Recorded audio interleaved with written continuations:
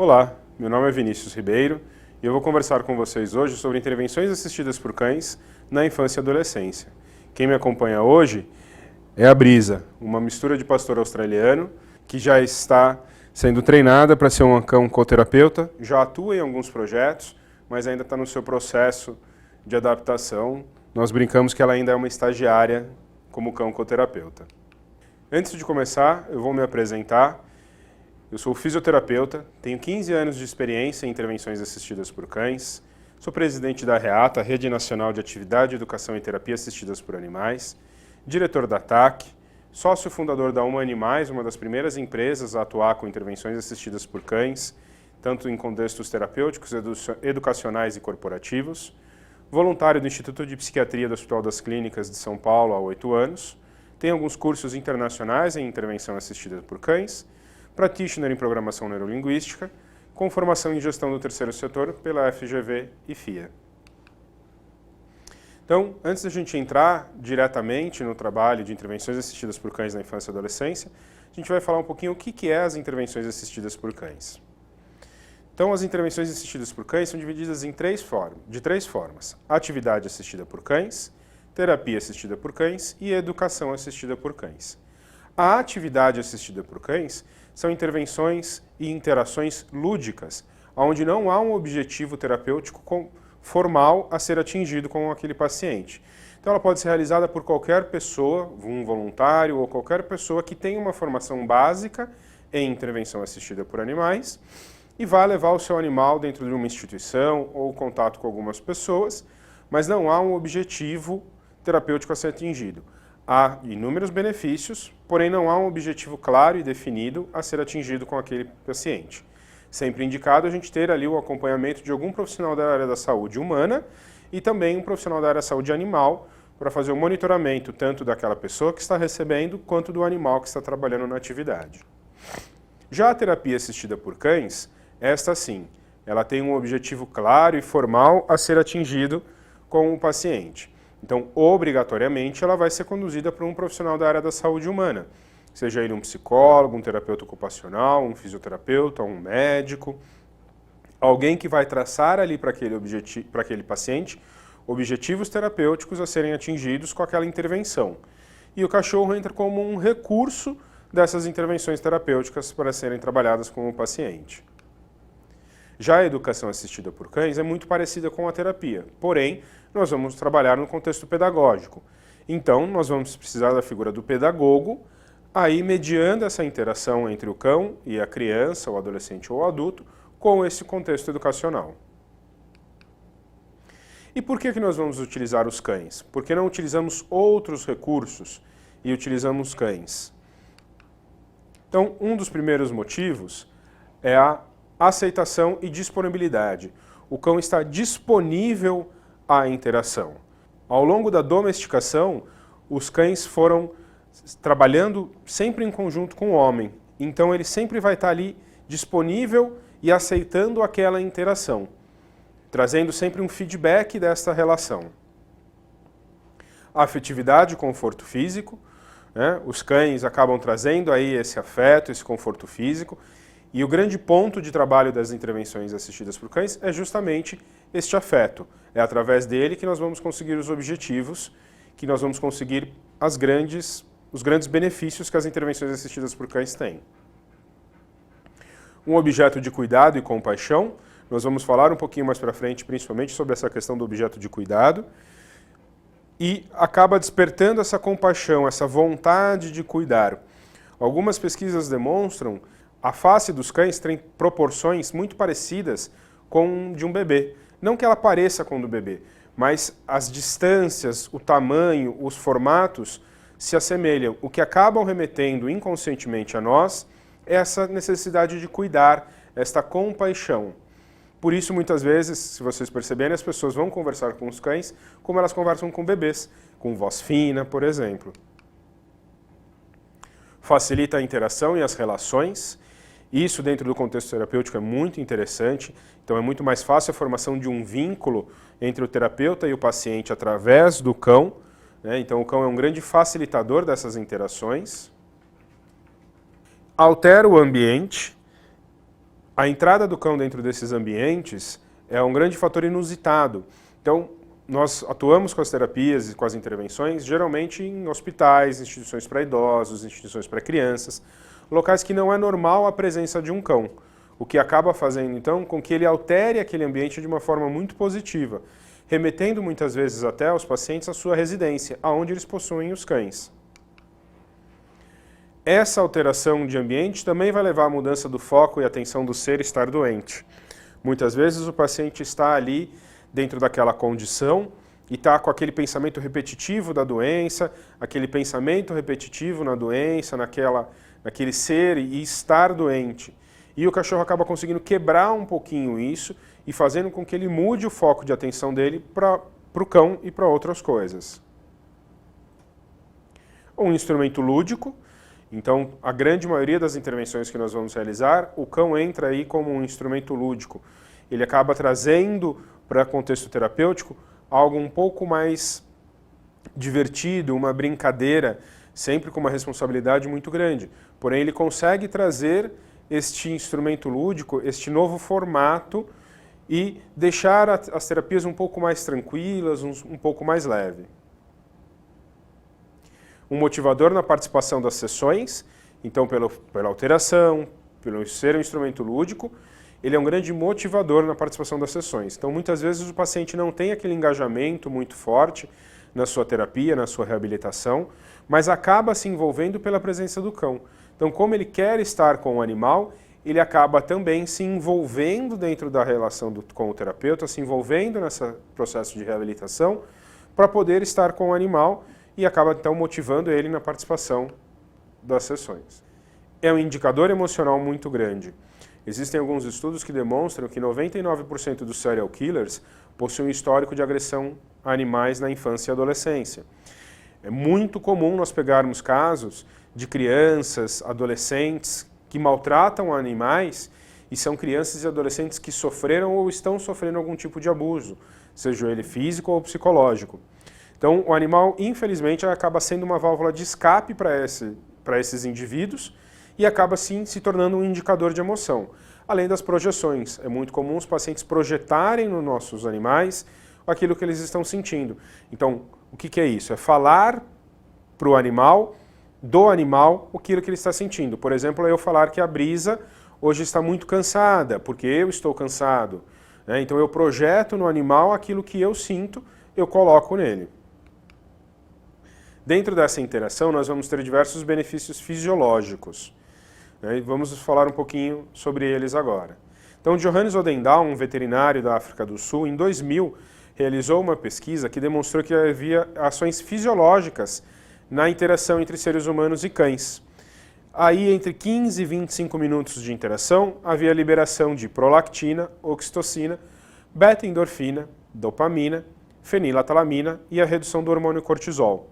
Nós vamos dar destaque aí para a oxitocina, que é um hormônio que tem uma relação muito grande com o vínculo social. Mães, quando o seu filho acaba de nascer, quando o bebê acaba de nascer, estão inundadas de oxitocina justamente para fortalecer aquele vínculo mãe-bebê. Namorados também estão inundados de oxitocina para ter essa relação.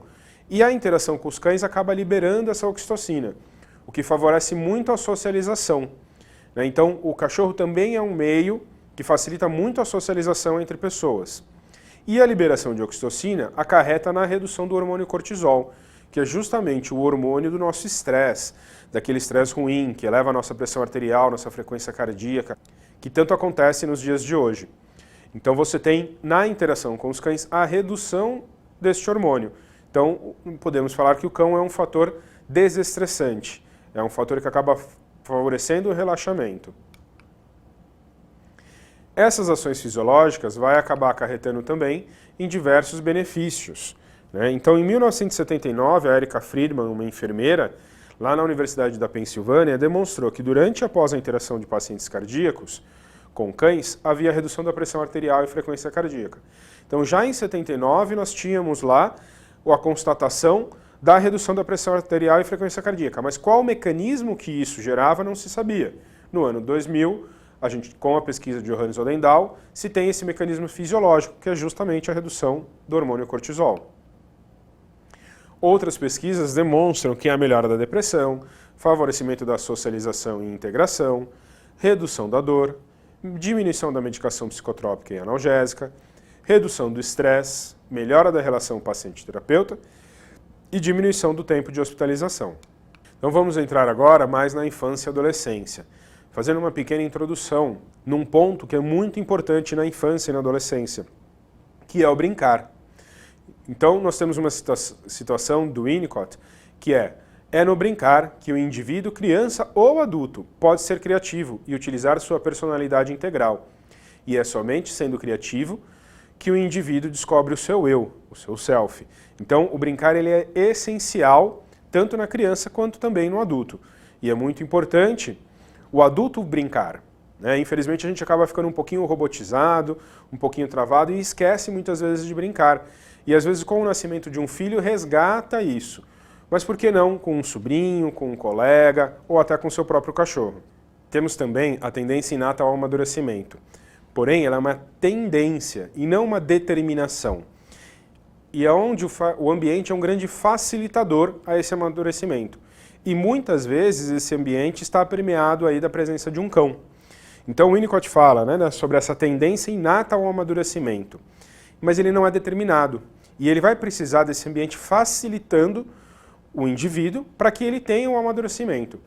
E, como Harry Stack cita, a personalidade é o resultado da relação interpessoal com pessoas e ambientes.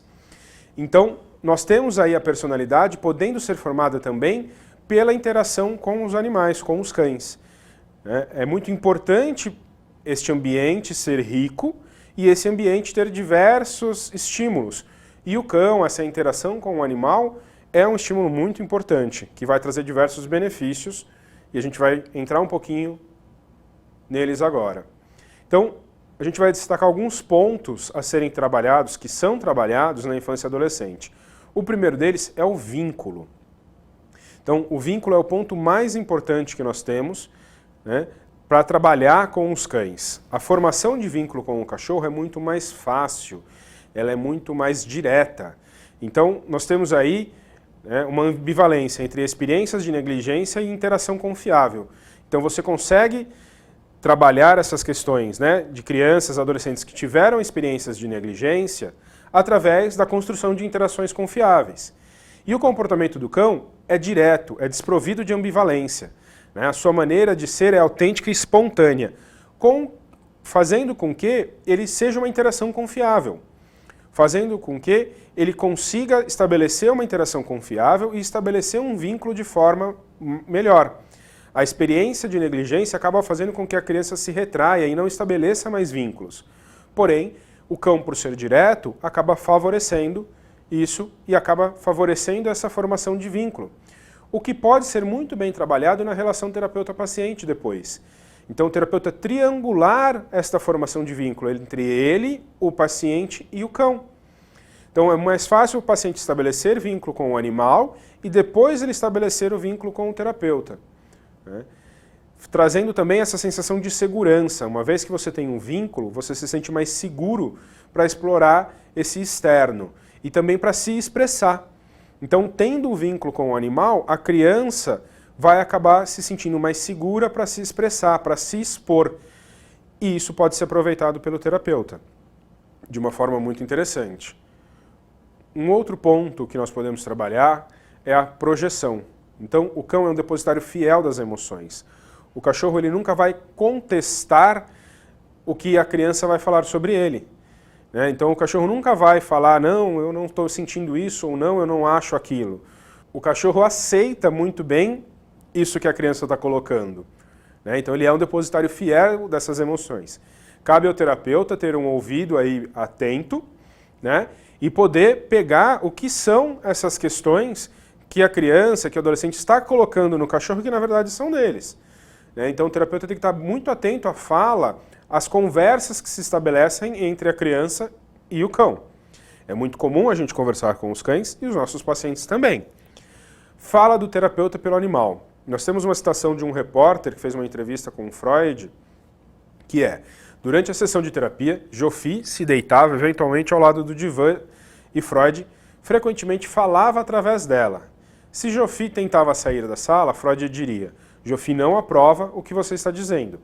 E se Joffy retornava para a sala, ele diria: Joffy decidiu lhe dar uma outra chance.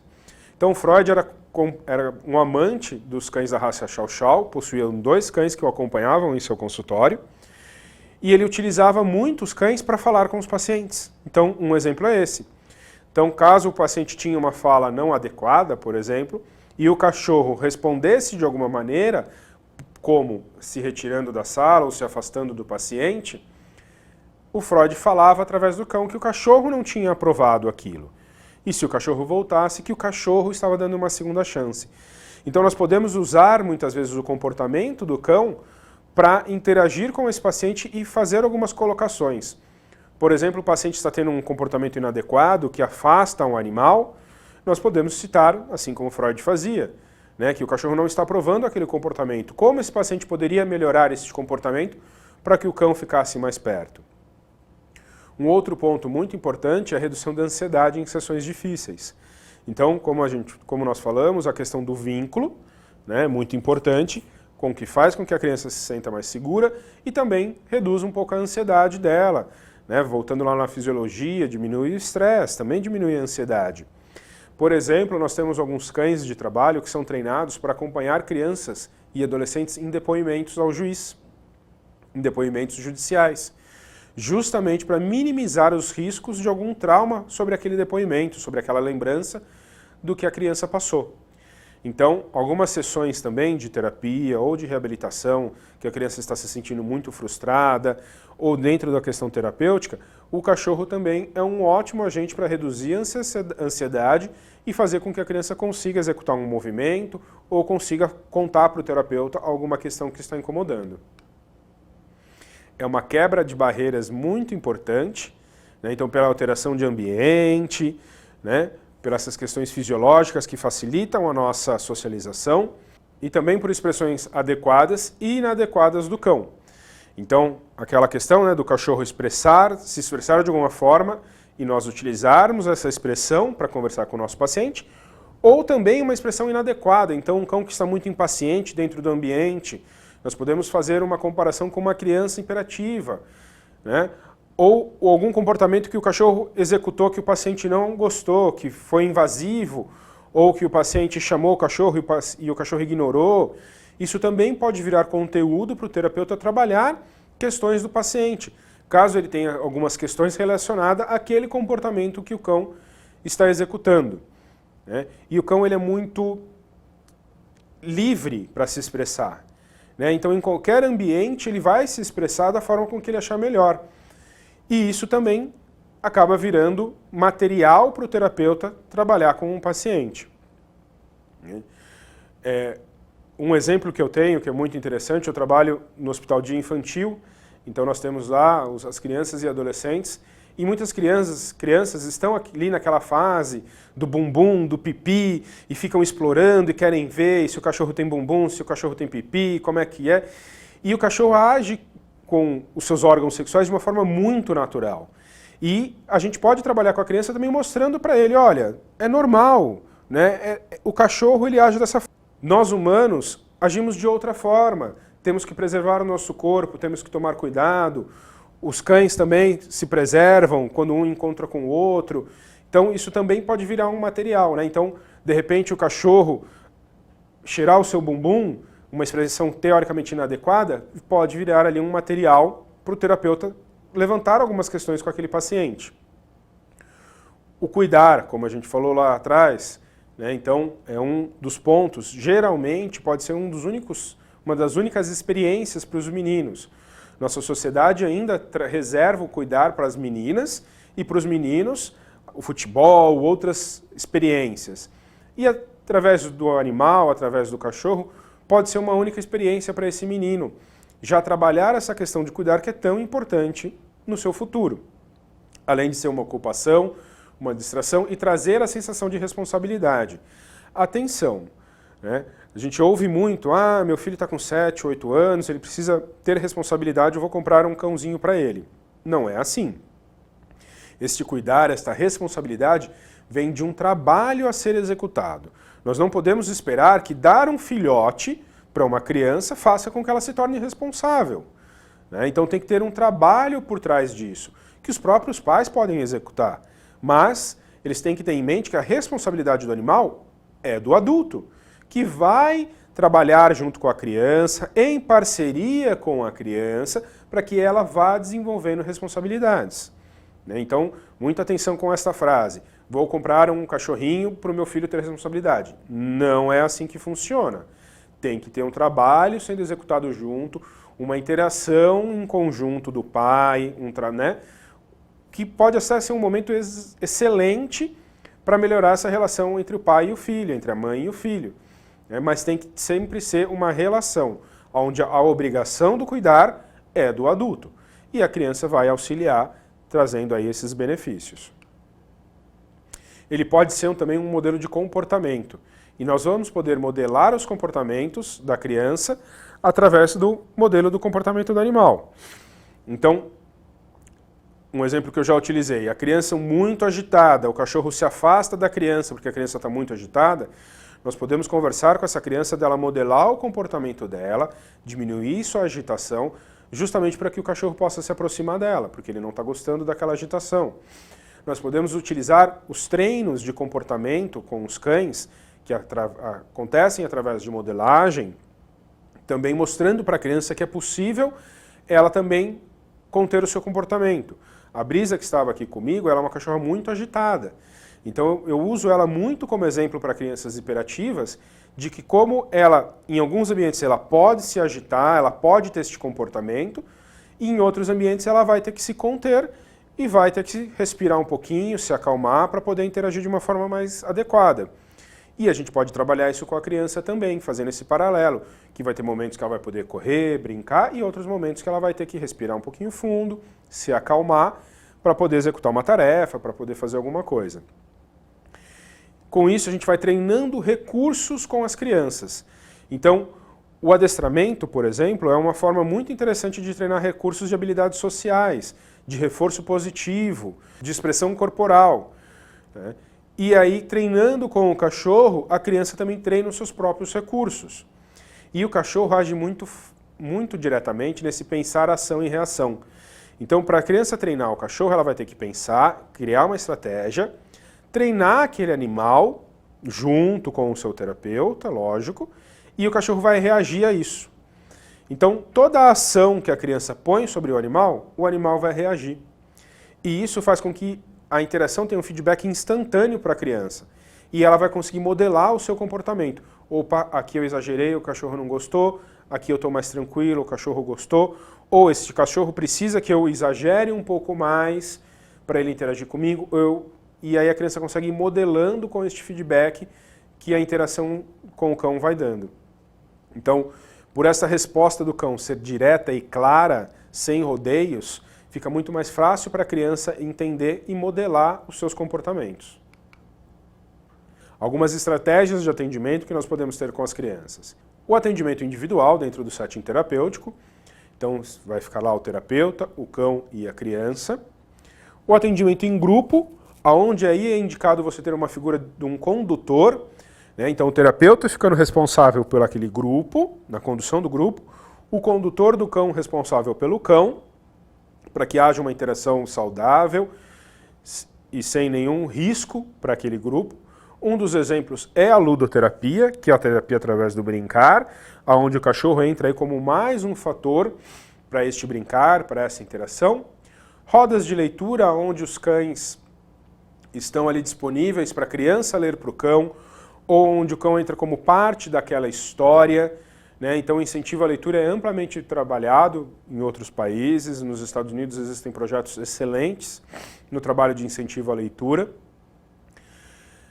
As raças de cães e suas diferenças é uma estratégia muito interessante para você trabalhar várias questões, como bullying, distúrbio alimentar, justamente porque cada cão possui a sua qualidade e sua característica.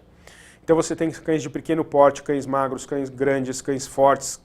Você tem vários formatos e cada um tem uma característica para executar uma ação, uma qualidade para aquela ação. Então você nunca vai esperar que um dog alemão, que é um cachorro de grande porte, um cachorro muito grande, vai poder executar uma ação, por exemplo, de caçar um rato dentro de um buraco, diferente de um Yorkshire, que é um cachorro pequenininho, que foi até criado para isso lá na Inglaterra, para livrar os castelos de ratos e de pequenos roedores. Então, todas as raças elas foram criadas com uma função. Por isso que os cães têm a sua composição física adequada àquela função. Então, os labradores são gordinhos, têm uma pelagem mais densa, porque eles buscavam a caça dentro da água, por isso que eles gostam tanto de nadar. Então, as características e as qualidades para uma função direta. Isso também pode ser trabalhado para as crianças. Então, cada um tem as suas qualidades, os seus defeitos, e vai acabar sendo bom numa determinada coisa, não tão bom em outra, e isso acaba sendo material a ser trabalhado pelo terapeuta.